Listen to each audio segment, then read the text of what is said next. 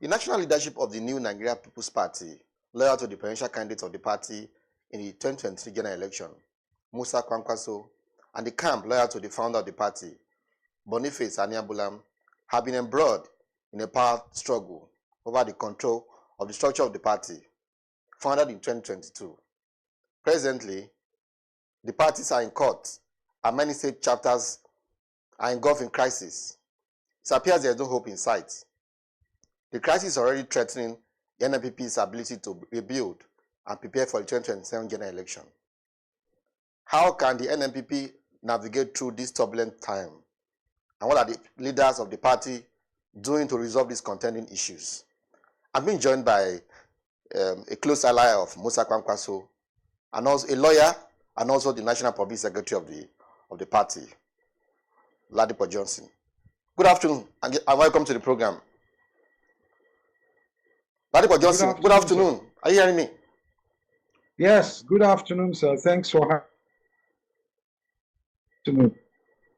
Yes, quickly, how do you react to, I know that the party is divided, but yesterday we saw the Boniface Aniabulan faction held a national convention in Apapa here in Lagos.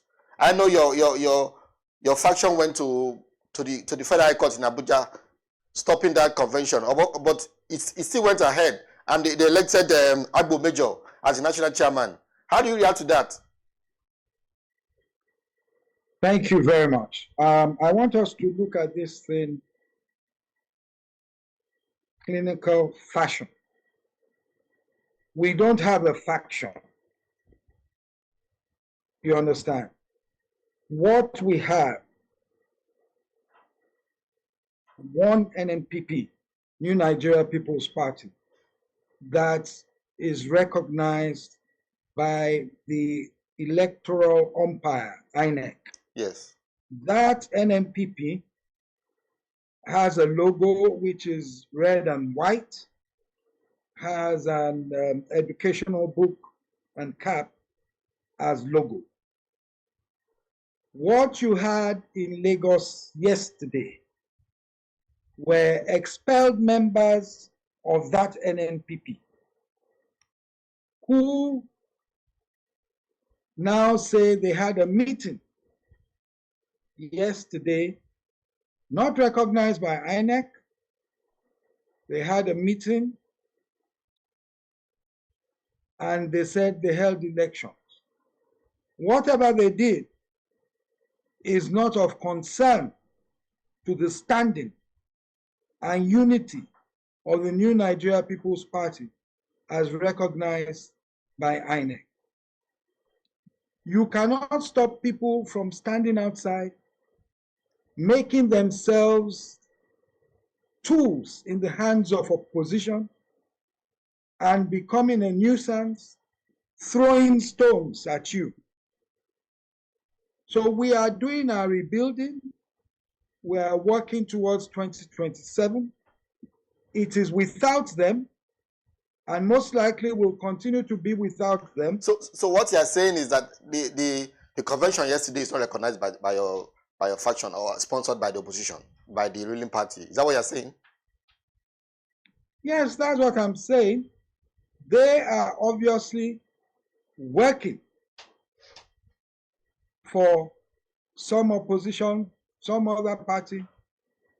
In many events that have occurred, I can give you like 3 examples. They have supported the position of the APC as against the position of the NNPP, where they held press conferences or actually instituted a court case, just like the APC did. This is in Kano, where they tried to stop the local government elections. So if you have those examples, you are bound to think that these people are definitely working against us. They're not our members. They're not trying to come back. They're trying to wrest power from us. They're doing all sorts of funny things. And they're going out to try to confuse the Nigerian people. But we know there was disagreement in the formation of the logo of the party. One Major is national chairman, one person is national secretary, etc. We know That is what is going on. They will disagree. Ania Bulam disagreed with Kwankwaso on the logo of the party. That was last year, April or so. And since then, they have not actually agreed on so many issues as concerned. And that was where the turning point was. Bunam, as at the time that the logo of the party was changed in April 2024, not just the logo, the constitution, Anya Bunam was no longer a member of the party. Why? So but he was the founder. Your factions between you and I. Oh. Sorry, sir. The difference between us is I'm following the procedure and the law and the rule, and a lot of the press are based on, oh, these people were there. Oh, there's a disagreement. Oh, they don't agree with. Politics is about the majority deciding. If the majority of a party decides at a NEC meeting and subsequently at a convention, both NEC convention witnessed by INEC according to the Electoral Act, and they saw and took minutes, then what are we talking about? He was suspended in that NEC meeting. Suspended and subsequent from the party, along with people like Agbo Major and what have you. Okay. And you see, the good thing, sir, is that they say they have expelled us. They've expelled the governor of Kano, Senator Kwankwaso, myself, and many others. Thank you. We're never a part of their society or club or whatever they call it. But one thing I know is that it isn't a political party, because there is no political party in Nigeria at the moment that has the name NNPP, that has a logo of basket of fruits. So okay, whatever their contraption is, whether it is a social club, whether it is a religious club, or whatever you want to call it, it is not a political party. We will come back to that issue. Under we will come back to that. Of the Federal Republic of Nigeria. Preparing for 2027 now, we were surprised some weeks ago when a lot of Nigerians were also surprised when Kwankwaso said he rubbished any opposition alliance against the ruling party. He said he doesn't trust Atiku and other leaders. What does it mean? It appears he's not interested in a merger. What do you read into his? You are a close ally of him. What do you read into the Kwankwaso speech? I don't think that is what he meant. I think that context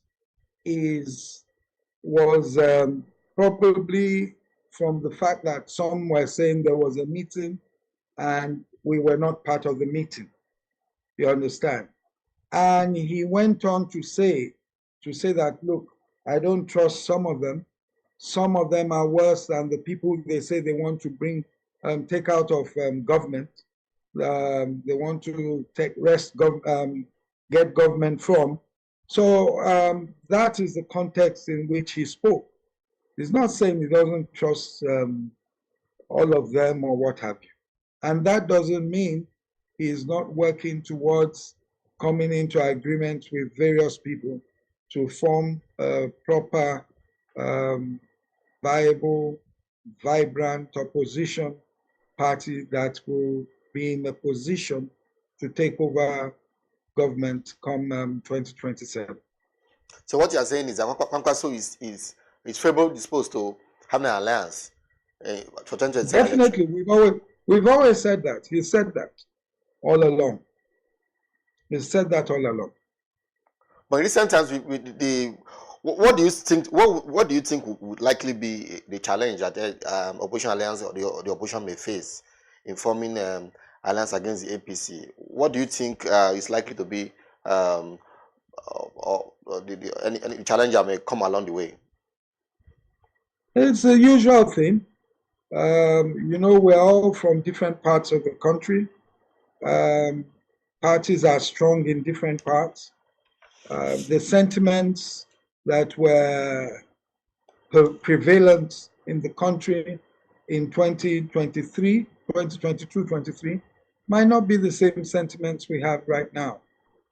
So all those things, maybe the ego of the individuals involved, things like that will always be a stumbling block to a coming together. But I believe that everyone realizes that this country needs to be saved and rescued from the southward trajectory that we are at the moment, economically, security-wise, and the welfare of the people-wise at the moment.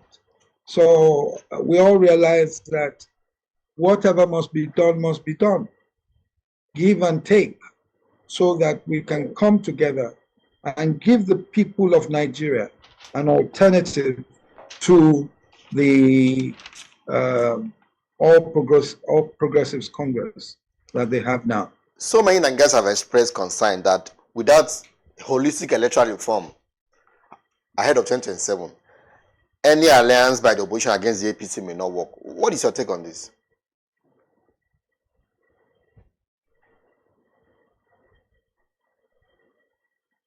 My take on that is that we always say that. Now, look, if there's no holistic electoral reform, do we go and sit down and do we go and sit down and fold our arms? If the APC does not want to be removed from government, if they do not want to lose the election, will they allow holistic electoral reforms? So mine is that look at the worst case scenario, but continue to work, continue to educate people, reorientation, spread the gospel of your manifesto to the people of Nigeria. Let them understand that you can bring about the changes that they need, the positive changes that they need, not the sort of change that was brought by we saw obstacle election. To move ahead or forge ahead, no matter what. We saw obstacle election in Kogi, Bayelsa, also saw in Edo. Are you comfortable with the way the election was conducted by INEC? Well, I am not particularly enamored by the way elections have been conducted, especially the main election in 2023. I wasn't too happy about it. I know what I saw here in Lagos and everything. But you hope that by the time we come to 2027, there will be an improvement in the way the election is conducted. Well, what is more important for me is the improvement that we require in the mass of citizens of this country who will participate, who will come out to vote. A change in their understanding so that they understand properly the concepts of democracy, so that they understand that their votes should not be for sale. They have to understand that. Unfortunately, a large chunk of the Nigerian voters do not understand that. A lot of them are still waiting to receive 5,000, 3,000, 10,000 gari, rice, and what have you from people. And once that is done, your vote has been bought, and you do not benefit anything for the next 4 years. We really have to work towards educating ourselves about that and making sure that we make it an issues-based election or issues-based elections, so that it is not about the fact that he is my Muslim brother or my Christian brother or he's from the Southwest or from the Northeast or whatever, but it is about Nigeria and programs that are being pledged. Are they realistic? Can this person take us there? Does he have the track record or does she have the track record?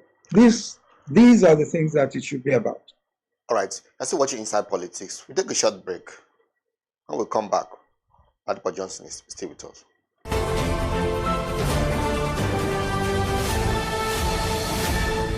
You are watching Business Day Television.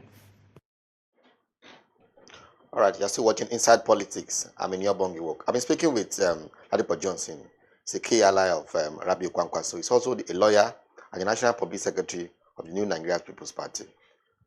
Ladipo Johnson, are you on the line? Good afternoon. Good afternoon. I'm still here. Thanks for being on the program. Yes, sir. We saw what is happening in Kano State. We have been seeing crisis. The state governor Abba Yusuf have been a loggerhead with some party leaders who are not comfortable the way they say Kwankwaso is having an overbearing influence of the party, running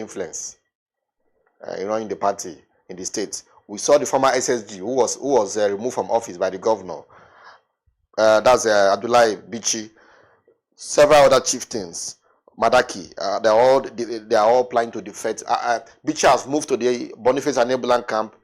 Madaki, who is a former House of Rep member, still a House of Rep member, has also defected to the APC. Several members are loggerhead with the governor and Kwankwaso, the way they are running the party in the state. Mr. Ladipo, how do you react to that? How do you react to the defection or the movement of the former SSG to the Boniface Anebulan camp or faction? Well, thank you very much. I must say that these things are normal, in quotes, in our climate. They're normal in the Nigerian political setup. You find people who have aspirations for one thing or the other. If they feel that the generality of the party is not going in the direction that they want to go for their own peculiar reasons, then they begin to throw stones, cast aspersions, and then move wherever they want to move. You cannot stop people from moving. But I tell you, the movement of 1, 2, 3, 4, 5, 6, 7, 8 people is not a crisis. It's a normal thing in these climes, because if you knew the amount of people, especially the young professionals that are moving into the NNPP in Kano State, then you wouldn't even say that the NNPP is in crisis at all. We feel stronger than ever that come 2027, the party will retain Kano and will win even more seats than we won in 2023. Quickly, sir. The reason is that, as I sorry? Quickly, Bichi said it was removed. We don't have much time. Bichi said it was removed because he felt Kwankwaso was controlling the party. He was having overbearing influence on the party, and he felt that he needed to give the governor, free hand to do his work. No, you see, talk is cheap. People talk, especially after incidents have happened. They will always look for one excuse or the other. What overbearing influence does Kwankwaso have? Did he have an overbearing influence when Bichi got his nomination and other people got their nomination? Is that what happened? You understand? You see, politics is such that people can be unfair at times. They have an incident that occurred, they're unhappy about it, maybe a primary election or something, and you feel your own followers should be candidates for maybe chairmanship or what have you. If it doesn't work that way, then you begin to throw stones and say that someone has an overbearing influence. How about the influence of the leaders in each local government? With all this, the majority in that local government. Yes, with all this. I'm not saying that is what caused it. I'm just giving you an example of what could have caused issues to arise. With all this And crisis, then, with all this crisis rocking the new NNPP, don't you think the party, a lot of Nigerians are not really happy? They think probably this is the time the party should be consolidating on the achievement of in 2020 general election, building structures at the grassroots and across the country. yes, we are doing, doing, the parties appear more divided now. we are doing our best. We are doing our best to consolidate on the gains we had at the last elections. And we will consolidate on those gains. However, you have people within and without, on the outside as well, who, as I said earlier, have made them. So they are the ones who will not try to cause crisis, try to cause problems. But as I said earlier, look at it in its proper context. The NNPP is not in crisis. We're not in crisis, but we're under attack from people by people from the outside. Are you saying you agree with the speech of El-Rufai and Atiku last week that the opposition party are being attacked by the ruling party? Yes, hello? Do you agree to what El-Rufai said and Atiku said last week, that opposition parties are being attacked? Oh, look, we are under attack. I know about us. I don't know if or how much was given to anyone, either inside or expelled or outside, who is helping to attack us. But I know we are under attack. And your guess is as good as mine as to whether the people who are casting aspersions, throwing stones at us, whether they have been paid or not. But I know that we are under attack. I've seen enough to know that we are under attack. There's no doubt about it. And we will ride the tide, we will survive it, and not only survive it, we shall excel. So what does this portend for our democracy? If all the opposition are in trouble, 2027 is not far from now, how do they compete? What does this portend for Nigerian democracy? Well, as the saying goes, when the going gets tough, the tough get going.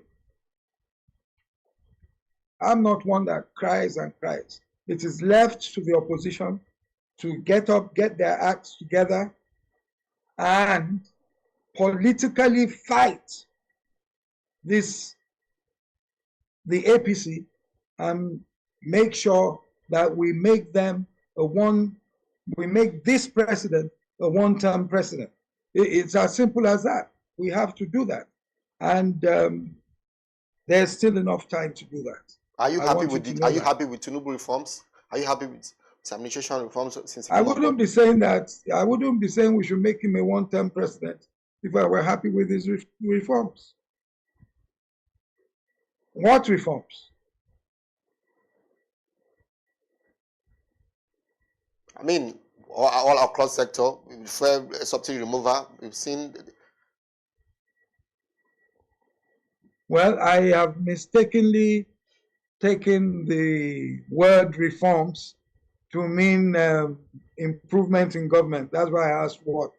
I have looked at his activities, and I'm willing to give him some time till May 2025, when his administration would be at midterm. From May, we reserve the right to begin to tell him that, oh, you have done well in this sector. Oh, you are leading us backwards in this sector. So he still has some time. He has said we should be patient. We should look at what they're doing. It will do this, it will do that. Okay, we've waited. But as you well know, especially in those days, it is the midterm. You look at the midterm report card of the student, of your child, of your ward, and say, no, you're not doing well. You have to improve this before final exams. So that is where we're at. We're waiting for it. We do not think things are going the way they ought to. Look at insecurity. Inflation is still at 30-something, 35% or whatever. All those things are there. But as I said, Let's give them till May. Finally, sir, 29. I know it's not your party. How do you react to the issue in Lagos State, the crisis within over the speakership in Lagos State House of Assembly? Obasa was impeached in January, and in recent days we've been hearing rumor that some people want him back, and some people are holding meetings somewhere with some people to give him a soft landing. How do you react to what have happened? Quickly, within a minute. Our time is up. You can see the smile on my face, sir. How would you react? How would you react? I mean, it's a when, drama to all of us. The opposition, if they are the ones actually they are the ones sponsoring people against us. If they were or are the ones, then I would be smiling as well. That, oh, so what goes around comes around. Yes, they have their internal problems. I hope everything is done in accordance with the rule of law. That I want as a Lagosian, that even if you're going to impeach someone, you impeach him in accordance with the rules of the House of Assembly, etc. But any turmoil in the APC is good for us, the opposition. That's the political answer to that. Thank you very much, Ladipo Johnson, National Public Secretary of the New Nigeria People's Party, a lawyer and a close ally of Rabbi Kwankwaso. Thanks for joining us once again, sir. That's the program for this week, Inside Politics. My name is Senior Bongi Walk. Join me same time next week.